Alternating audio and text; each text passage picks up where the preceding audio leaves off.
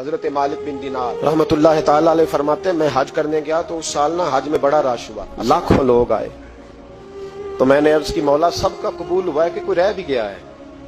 تو فرماتے مجھے خواب آئی اور بتایا گیا لاکھوں کا قبول ہو گیا۔ بڑا بے نیاز ہے اللہ، بڑا بے نیاز ہے، بڑا کریم ہے، چاہے تو گھر بیٹھے بیٹھے کہے ماں باپ کا چہرہ دیکھ میں تجھے حج کا ثواب دیکھ، ماں باپ کا چہرہ کا سب کا قبول ہوا، ایک ہے محمد بن ہارون بلخی اس کا نہیں قبول ہوا۔ فرماتے ہیں میں سویرے اٹھا تو میں ڈھونڈنے لگا کہ بلخ کے لوگ، خراسان کے لوگ کہاں ٹھہرے ہوئے، وہاں علیحدہ علیحدہ ہوتے ہیں نا، یہ پاکستانیوں کی بلڈنگیں، یہ انڈین ہیں، یہ فلان ملک ہیں، تو کہتے ہیں میں ڈھونڈتے ڈھونڈتے پہنچا تو میں نے بلخ کے لوگوں کو پا لیا۔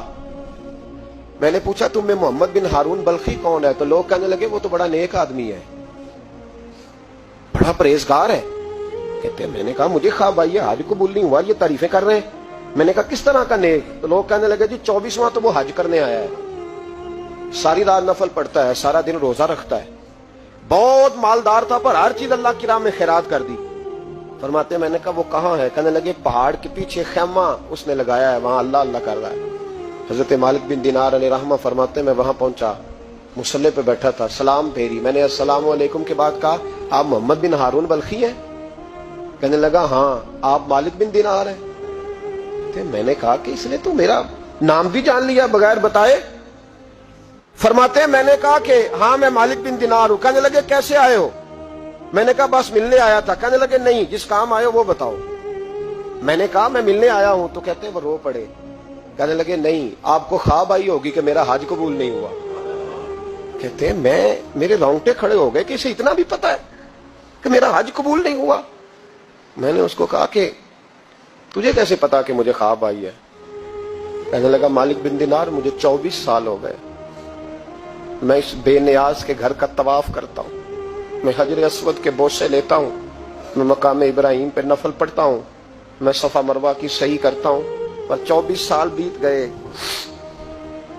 جب میں طواف وداع کرنے کے قریب آتا ہوں تو کوئی نہ کوئی اللہ کا ولی آ کے کہتا ہے دوڑ جا تیرا کوئی نہیں قبول ہوا۔ 24 سال۔ مالک بن دینار فرماتے میں اس کے قریب بیٹھ گیا اور اس کے گھٹنے پہ ہاتھ رکھا، میں نے، بندہ بھی معذور تھا، اس کا ایک ہاتھ کٹا ہوا تھا، چہرے پہ عبادت کے نشانات نمایاں تھے، اور میں نے کہا یار پھر تیرا حج قبول کیوں نہیں ہوتا؟ تو کہنے لگا مت پوچھ تو مجھ سے نفرت کرے گا۔ میں نے کہا نہیں تو بتا۔ کہنے لگا نہ پوچھ۔ میں نے اصرار کیا تو کہنے لگا اس لیے نہیں قبول ہوتا کہ میں اپنی اماں کا نافرمان۔ تے ماں کا نافرمان کیا ہوا؟ تو کہنے لگے اللہ نے دولت دی، جائیدادیں، گھوڑے، زمینیں، میں عیاش ہو گیا، میں اللہ کے دیے ہوئے مال کو ناجائز جگہ خرچ کرنے لگا۔ ماں میری بوڑھی تھی، عبادت گزار تھی، مجھے سمجھاتی تھی۔ رمضان کا مہینہ، عصر کے بعد اماں تنور میں روٹیاں لگا رہی، میں گھر آیا شراب کے نشے میں، اماں روٹی دو۔ ماں کہنے لگی شرم کر، روزہ رکھا نہیں تو جنہوں نے رکھا ہے ان کا تو خیال کر۔ کہتے ہیں یہ لفظ میں نے سنے تو ماں کو ایک تھپڑ دے مارا، اماں جلتے ہوئے تندور میں گر گئی، لوگوں نے مجھے کمرے میں بند کر دیا۔ کہتے ہیں ساری رات میں شور سنتا رہا پر نشے میں پڑا رہا۔ اگلے دن ظہر کے بعد آنکھ تب کھلی جب میری بیوی الماریوں سے کپڑے نکال رہی تھی۔ میں نے کہا کہاں جا رہی ہو؟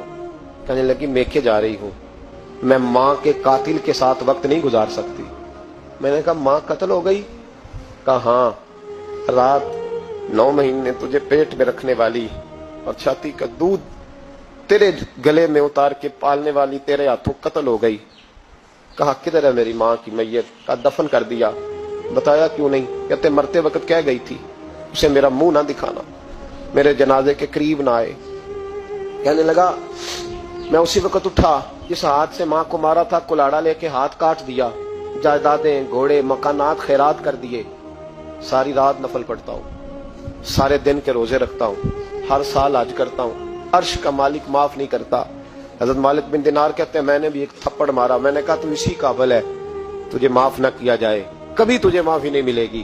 کہتے ہیں میں ہو کے آیا، وہ روتا رہا، تڑپتا رہا، میں سویا گھر آ کے تو مجھے مصطفیٰ کریم علیہ السلام کا دیدار نصیب ہو گیا۔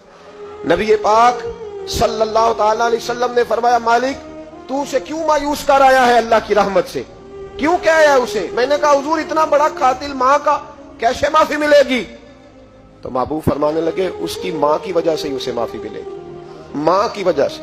حضور کس طرح؟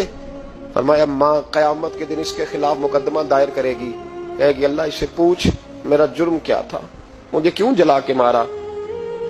رب بات سنے گا اور پھر کہے گا اٹھاؤ اس کے بیٹے کو. ماں, او بچے کی ماں, بھیجے نا اب تیرے بیٹے کو سزا دے. کہے گی یا اللہ سخت سزا دے. تو رب کریم فرمائے گا اٹھاؤ اسے جہنم میں لے جاؤ.